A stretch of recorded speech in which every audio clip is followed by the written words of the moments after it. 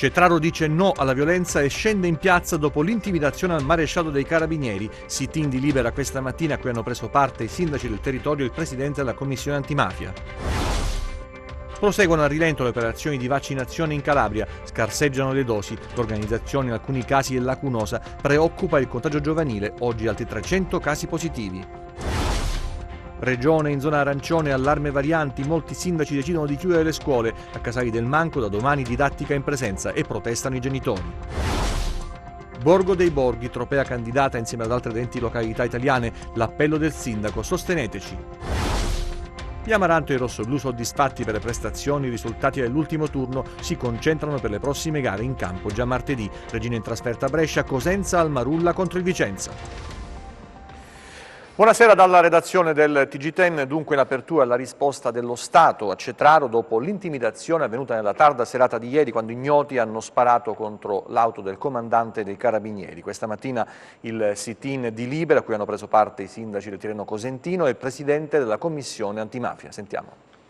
La torcia illumina i vetri sull'asfalto, i rilievi dei militari, la strada transennata a Cetraro dove l'auto del maresciallo dell'Arma Lorenzo D'Ambrosio è stata bersaglio di colpi d'arma da fuoco esplosi, secondo quanto si è appreso da ignoti a bordo di un mezzo che si è poi allontanato. Un silenzio pesante avvolge la sera nella cittadina tirrenica. L'intimidazione non sfugge, giunge a pochi giorni dal blitz, l'inchiesta Catarion condotta dai carabinieri coordinati dalla direzione distrettuale antimafia di Catanzaro guidata da Nicola Gratteri, che ha portato all'arresto di esponenti del clan che opera sul territorio, la cui attività è lo spaccio di droga. Condanna unanime delle istituzioni su quanto accaduto. Stamattina alla conferenza dei capigruppo consigliari sull'ordine e la sicurezza pubblica. Il fatto ignobile, vile di ieri sera non è stato solo un attacco alle forze dell'ordine, ma è stato un attacco all'intera città,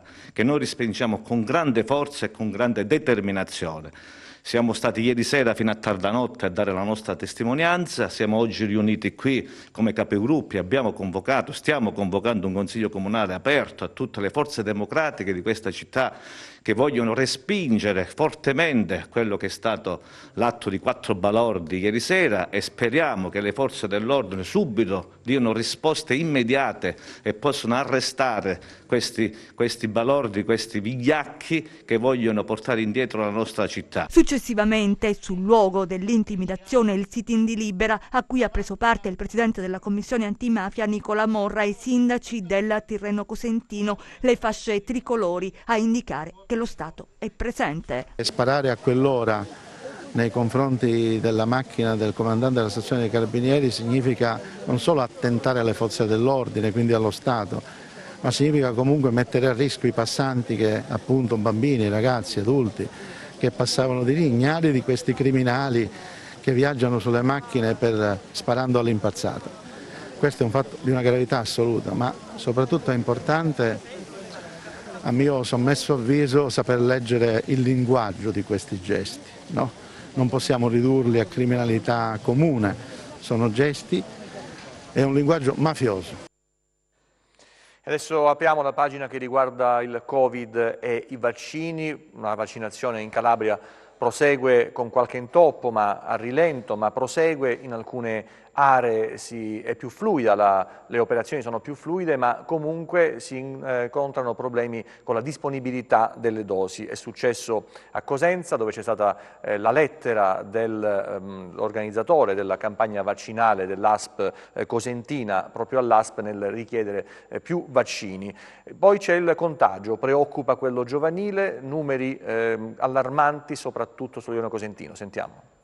Il generale Francesco Paolo Figliuolo, commissario nazionale per la campagna vaccinale, si è detto preoccupato per la Calabria, ma anche i calabresi lo sono. Le operazioni procedono a rilento, spesso per motivi organizzativi, ma anche quando la gestione diventa snella e fluida ci si deve adeguare al ritmo altalenante della distribuzione. Emblematica la lettera denuncia del direttore del Dipartimento di Prevenzione e Igiene Pubblica dell'ASP di Cosenza, Mario Marino, che ha scritto al commissario straordinario dell'azienda sanitaria Vincenzo La Regina. Nella lettera Marino esprime preoccupazione per l'insufficiente disponibilità di vaccino anti-Covid, attesa la necessità di ultimare la prima fase del piano vaccinale relativa agli over 80 e ai soggetti vulnerabili, che prevede la somministrazione del vaccino in 2 dosi, la seconda delle quali a distanza di 21 giorni dalla prima. Marino espone la situazione ferma al 12 marzo attraverso numeri inconfutabili. In provincia di Cosenza gli over 80 ammontano a 50.140 unità. Questo significa che per completare la prima fase, secondo i calcoli del responsabile, servirebbero fra le 11.700 e le 14.040 dosi settimanali. Bisogna completare il ciclo vaccinale a circa 21.000 cittadini e somministrare la seconda dose a 24.000. Invece, svela Marino, la consegna settimanale del vaccino Pfizer è di 5.850 dosi, che bastano in questo momento a garantire i richiami per i prossimi 20 giorni. Per non parlare del vaccino Moderna, altro farmaco all'RNA indicato per anziani e soggetti fragili, per il quale non si registrano consegne in provincia di Cosenza da oltre un mese e le 4.900 dosi consegnate sono state tutte somministrate. La provincia di Cosenza, con oltre 700.000 abitanti, è l'area più popolosa della regione, eppure non è chiaro come avvenga la distribuzione dei vaccini a livello nazionale, regionale e provinciale. Un esempio, la Liguria, che ha quasi 500.000 abitanti in meno della Calabria, viaggia con 10.000 dosi consegnate in più. Quali sono i criteri adottati? Intanto la regione si appresta a diventare arancione, con qualche rinforzo nelle zone più a rischio come Cogliano Rossano, dove il contagio viaggia più velocemente. In provincia di Cosenza i decessi hanno superato quota 300 e la percentuale di contagi sui tamponi effettuati è costantemente sopra il 10%. Inoltre preoccupa il dato riguardante il contagio giovanile. Negli ultimi 30 giorni sono risultati positivi più di 300 under 18 nel territorio della provincia di Cosenza. Adesso la sintesi del bollettino: c'è un dato che spicca purtroppo, è quello dei decessi. Oggi sono 8 e sono 300 i nuovi contagi. Sentiamo. In Calabria ad oggi sono stati sottoposti a test 583.366 soggetti, più 2.036 rispetto a ieri. Le persone risultate positive al coronavirus sono 41.185, più 300 rispetto a ieri. I casi confermati oggi sono così suddivisi: Cosenza 116, Catanzaro 73, Crotone 47, Vibo Valentia 12, Reggio Calabria 52, da altra regione sottoestero 0. I ricoveri sul territorio regionale ad oggi sono 246 nei reparti di malattie infettive e 30 nelle terapie intensive. 8 le vittime nelle ultime 24 ore, 732 in totale dall'inizio della pandemia. E a Castrovillari domani al via i vaccini sul personale scolastico, istituti di ogni ordine e grado chiusi, mentre continua il tracciamento dopo i contagi che sono registrati nei giorni scorsi. Sarà l'Istituto Superiore Pitagora Calvosa di Castrovillari la location individuata per iniziare la campagna vaccinale che interesserà il personale delle scuole. Lo ha stabilito l'ordinanza la 327 firmata dal sindaco Mimmolo Polito, che sospende tutte le attività didattiche in presenza delle scuole di ogni ordine e grado, pubbliche e paritarie, per effettuare la vaccinazione anti-Covid-19. Ci saranno più postazioni, per cui ritengo che nel giro di 3, massimo 4 giorni concluderemo l'attività di vaccinazione per tutta la popolazione scolastica di Castrovillari, riferito ovviamente al personale docente e non docente. Il vaccino che sarà somministrato, lo dico, sarà quello AstraZeneca, perché sono per lo più al di sotto dei 65 anni. Noi riteniamo appunto che con questo piano vaccinale, che devo dire la verità qui sta andando avanti speditamente, perché sono stati vaccinati gran parte degli ottantenni e ultraottantenni, dei soggetti fragili, soprattutto malati oncologici e dializzati. Procede anche il sistema di vaccinazione per quanto riguarda il personale anche del Tribunale e della Procura. Se riusciamo ad avere questa maggiore disponibilità di vaccini, con l'organizzazione che abbiamo messo in campo, e devo dire grazie anche al Vescovo che ci ha dato la disponibilità di 8 medici dell'Associazione Medici Cattolici, noi siamo in grado in brevissimo di vaccinare tutta la popolazione, però ci deve essere la disponibilità dei vaccini. Intanto sabato mattina presso l'area mercatale adibita per l'effettuazione dei tamponi rapidi e gestita dal personale volontario della Croce Rossa Italiana in collaborazione con il COC comunale e la Protezione Civile di Lipambiente, si è continuato il tracciamento dei contagi collegato a dei casi di positività. Abbiamo fatto 187 tamponi antigenici, sono i tamponi antigenici, quelli di ultima generazione, che vengono praticamente analizzati con il sistema della fluorescenza, e di questi 187 tamponi sono state rilevate 7 positività. 7 positività, per fortuna però 4 appartengono allo stesso nucleo familiare, quindi sono abbastanza circoscritte. Noi stiamo continuando con questo servizio, che è completamente gratuito, di tamponi per tutta la cittadinanza. Fino adesso abbiamo fatto oltre 8.000 tamponi antigenici.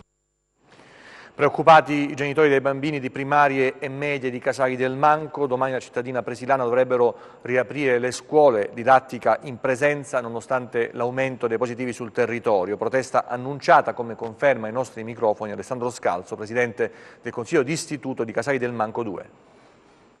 Purtroppo il virus è entrato nelle scuole. Nei giorni scorsi diversi bambini e maestre si sono contagiati all'interno delle classi. C'è tanta paura da parte delle famiglie, perché il virus in questo momento nel nostro comune non è tracciato. L'ASP solo nei prossimi giorni ha comunicato che potrà terminare il tracciamento di tutti i contagiati e dei vari contatti che in questo momento sono in isolamento fiduciario. Quindi non c'è una contezza della reale situazione, di come veramente il virus è entrato e come si sta sviluppando all'interno del comune. Quindi neanche il sindaco lo sa questo. Purtroppo la situazione la dovremo purtroppo scoprire nei prossimi giorni. E allora noi abbiamo chiesto al sindaco di poter continuare anche nella prossima settimana con la didattica a distanza, che non è il bene, diciamo, di quello che può essere una didattica formativa di qualità, però in questo momento è necessaria, perché è giusto dapprima tutelare il diritto alla salute dei cittadini, in questo caso dei bambini, delle famiglie, e poi eventualmente valutiamo il discorso della didattica. Fortunatamente le scuole si sono organizzate e la didattica a distanza è uno strumento che in questa fase così delicata ci può aiutare. E quindi ci sorprende che il sindaco non voglia appunto comprendere questa reale situazione, e quindi anche, come dire, venire incontro alle paure delle famiglie, e quindi in questo caso di tutelare la salute dei propri studenti più piccoli della nostra comunità. Stiamo vedendo che anche gli altri sindaci del territorio stanno sospendendo la didattica in presenza, quindi noi vorremmo farlo presente al sindaco, e domani saremo presenti con una rappresentanza davanti alla sede comunale proprio per chiedere questo, che venga emessa un'ordinanza per la didattica, per la sospensione della didattica in presenza, e quindi per la DAD. Situazione sovrapponibile in diversi comuni calabresi, ma restiamo a Casali del Manco perché Andrea Codispoti, preside dell'Istituto Casali del Manco 1, scuola in cui sono registrati contagi, ha deciso, dopo un lungo consiglio di istituto, di tenere chiusi i plessi domani e dopodomani. Il perché, lo stesso dirigente scolastico a confermarlo ai nostri microfoni. Sabato pomeriggio si è tenuto un consiglio di istituto alle 15:30, allargato a tutti i rappresentanti dei genitori delle varie classi, tutte le classi, e inoltre anche ai responsabili di plesso. C'è stata una lunga discussione e qual è stato il deliberato finale di questo consiglio di istituto allargato? Quello di chiudere, sospendere momentaneamente l'attività didattica in presenza per 2 giorni, per permettere ai collaboratori scolastici di pulire, di rendere agibili i plessi dopo la sanificazione del comune, fatta in tutti i plessi dal comune. E poi contemporaneamente di dare la possibilità a tutte le famiglie per la settimana prossima di richiedere la DAD per coloro che hanno paura a mandare i propri figli. E questa è stata una decisione importante che ha rasserenato gli animi, perché molte famiglie hanno paura a mandare i propri figli. Naturalmente la scuola sarà aperta e tutti i genitori che vorranno mandare i figli a scuola lo potranno fare, i bambini saranno accolti, ci saranno tutte le insegnanti in presenza che si collegheranno, faranno questa didattica integrata da casa e da scuola in presenza. E, la situazione, c'è molto paura, domani ci saranno anche i tracciamenti dei bambini e degli insegnanti messi in quarantena fiduciaria, quindi saranno 2 giorni importanti in cui capiremo qual è il vero andamento del contagio su Casale del Manco, sul Casale del Manco 1, diciamo l'istituto che io dirigo. E questo permetterà probabilmente alle famiglie di rassicurarsi. Io aspetto che tutti i tamponi saranno negativi, questo è naturalmente il mio auspicio, il mio augurio per domani e dopodomani. Risorse comunitarie, cambiamo argomento dal POR 2014-2020. Quanto è stato speso in Calabria, a Catanzaro, riunione del comitato di sorveglianza che ha tracciato un bilancio del lavoro svolto negli ultimi mesi? Il nostro programma ha una dotazione finanziaria tra i due fondi di 2,26 miliardi di euro e di questi 860 milioni risultano spesi al 31 dicembre ultimo scorso, che è un valore, vedremo, che rappresenta il 38% dell'intera dotazione finanziaria. Chiaro, è un valore che non ci soddisfa in pieno, anche se è in linea con gli obiettivi che abbiamo dichiarato nel programma come target di spesa, però bisogna fare di più. Le parole del dottor Maurizio Nicolai aprono l'incontro del comitato di sorveglianza del POR Calabria 2014-2020, bilancio di 6 mesi di lavoro, la riunione nel rispetto delle norme anti-Covid a Catanzaro, mesi caratterizzati e rallentati dalla pandemia, tempo in cui si è accelerato sulla riprogrammazione. Il dato che porto oggi è un dato abbastanza semplice. Abbiamo in questi 6 mesi fatto una riprogrammazione per $500 milioni, destinando per la prima volta nella storia soldi anche al comparto sanitario, soldi comunitari. Siamo riusciti a centrare tutti gli obiettivi di spesa. Voglio ancora ricordare che al nostro insediamento il livello della spesa per l'anno 2020 era €0, cioè noi abbiamo fatto un'unica rendicontazione finale al 31/12 di €190 milioni, quindi oltre il target. Ancora voglio dire che tra i punti all'ordine del giorno di oggi abbiamo una voce concordata con i servizi della Commissione di messa in sicurezza del programma.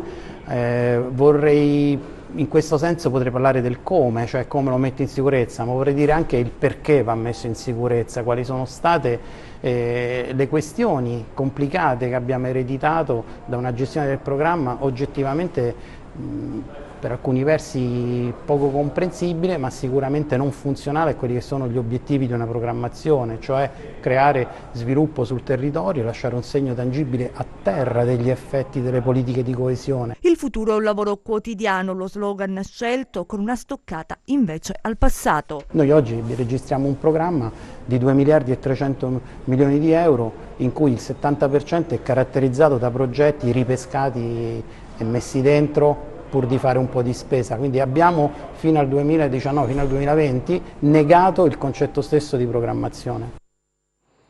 La medicina adesso, il glaucoma è tra le principali cause di cecità, importante la prevenzione anche in Calabria, visite gratuite nella settimana mondiale dedicata a questa patologia.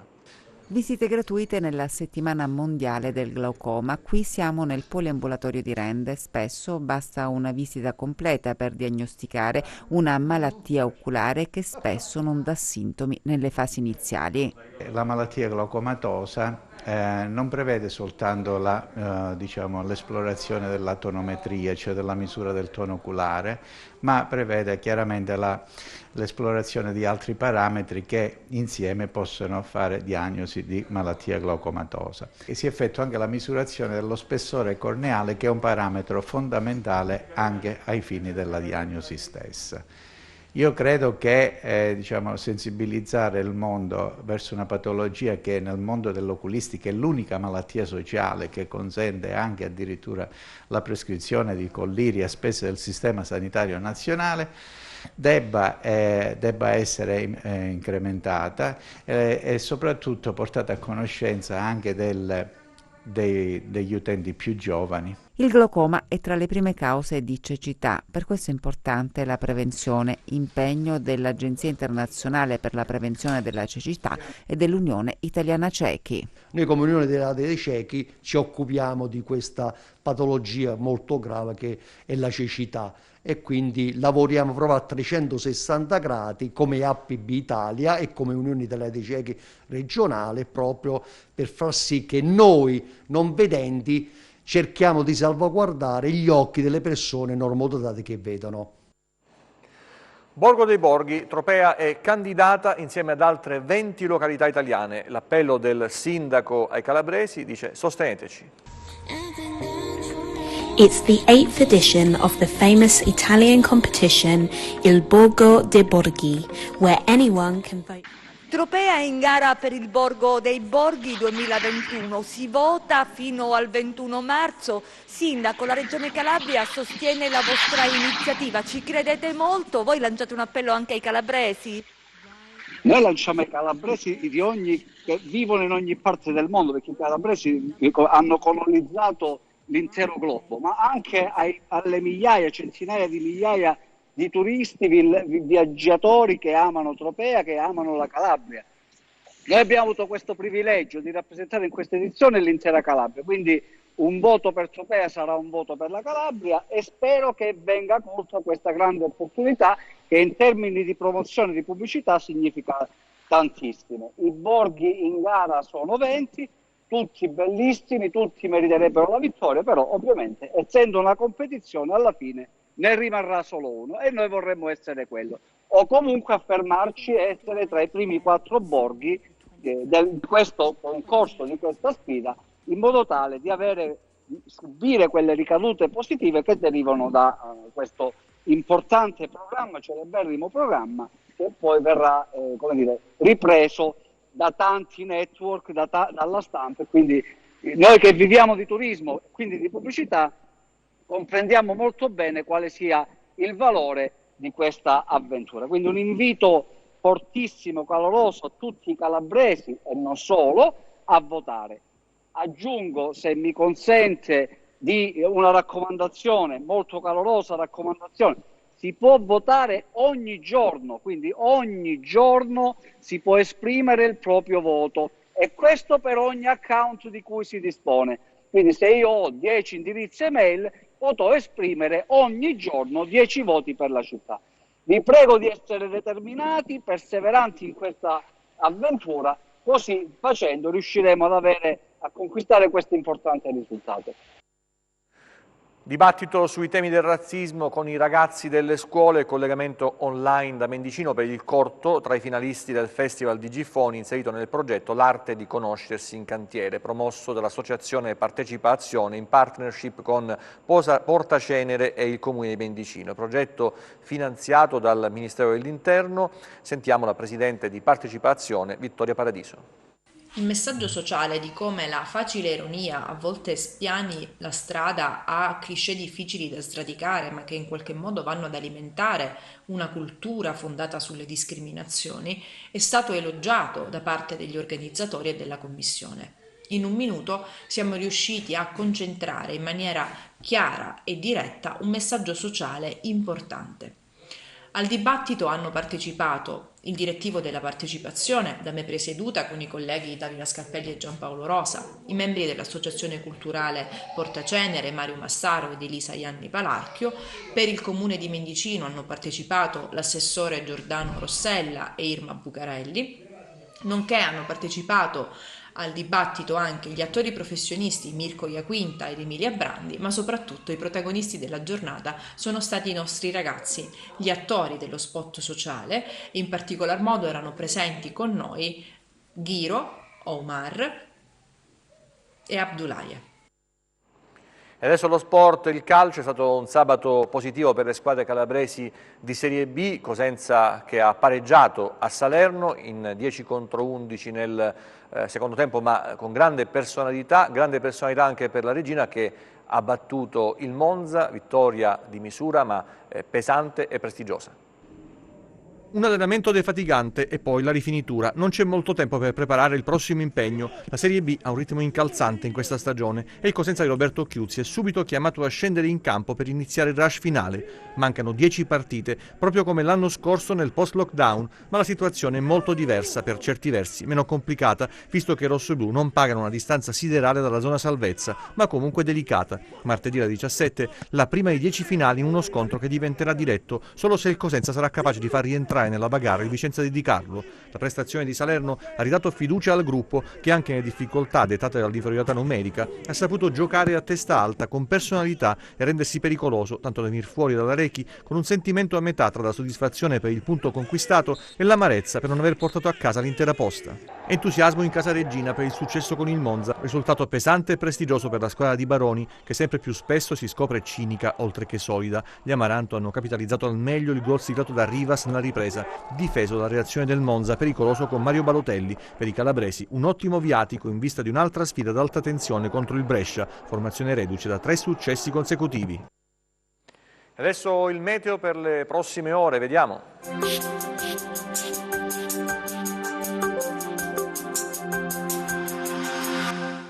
Ben ritrovati da Meteo in Calabria. Nelle prossime ore l'ingresso di una nuova e veloce perturbazione causerà un peggioramento delle condizioni meteorologiche sul meridione d'Italia. Sulla Calabria i primi effetti si avvertiranno nel corso del pomeriggio sera di domenica a partire dai versanti tirrenici della Calabria settentrionale, per poi estendersi sul resto della regione.